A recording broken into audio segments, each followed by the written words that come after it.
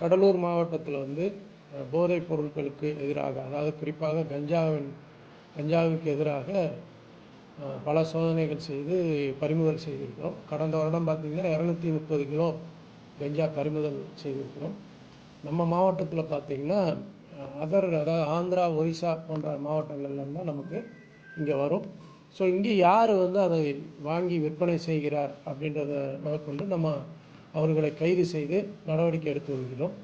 அதன் ஒரு பகுதியாக இந்த டீமை வந்து ஃபாலோ பண்ணி துணை கண்காணிப்பாளர் ராதாகிருஷ்ணன் மற்றும் ஆய்வாளர் வீரமணி மற்றும் உதவி ஆய்வாளர்கள் மாதேஸ்வரன், தவச்செல்வம் ஆகியோர் கொண்ட தனிப்படையை வந்து ரொம்ப நாளாக ஃபாலோ பண்ணிகிட்டு இருக்காங்க. இங்கே யாருக்கு சப்ளை பண்ணுறாங்க அப்படின்றத பார்த்து அவர்கள் மூலமாக ஒடிசாலேருந்து ஒரு 2 பேர் வந்து இங்கே கொடுக்குறதா வந்து தகவல் கிடைத்தது.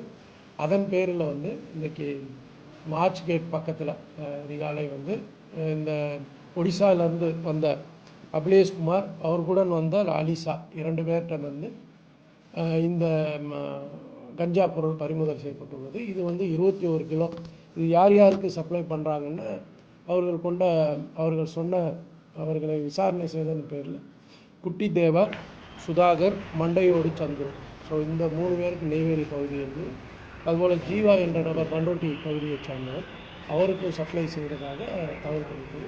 அவங்க 4 பேரையும் பிடித்து வைத்திருக்கிறோம். இந்த கஞ்சாவோடு அவங்க எப்படி பேக்கெட் போடுறாங்க அப்படின்றதையும் நம்ம இது பண்ணிகிட்ருக்கோம்.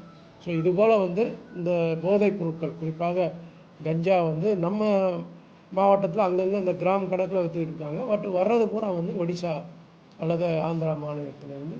ஸோ வேறு ஏதாவது நெட்வொர்க் இருக்கா அப்படின்றதையும் நம்ம விசாரணை செய்துட்டு வரோம்.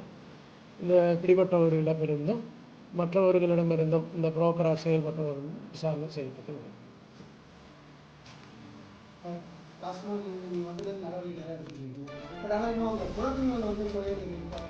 இல்லை, காரணம் வந்து பார்த்திங்கன்னா கடந்த வருடம் மட்டும் 5 வழக்குகள் வந்து கமர்ஷியல் குவான்டிட்டி 21 கிலோவுக்கு மேலே, ஒரு தடவை 30, 35, 50 கிலோ வரைக்கும் நம்ம போட்டிருக்கோம். போட்டவங்க இப்போயும் நான் சொல்கிறேன் 120 பேர் இனி ஜெயிலில் தான் இருக்காங்க. அந்த புரோக்கர்ஸ் பேர் செயல்பட்டோம். அது இல்லாமல் சில பேர் வந்து இனி வெளியே இருக்காங்க. அவங்கள வந்து தலைமறைவாக இருந்தாங்க. அவங்கள தேடும் பொருட்டு தான்.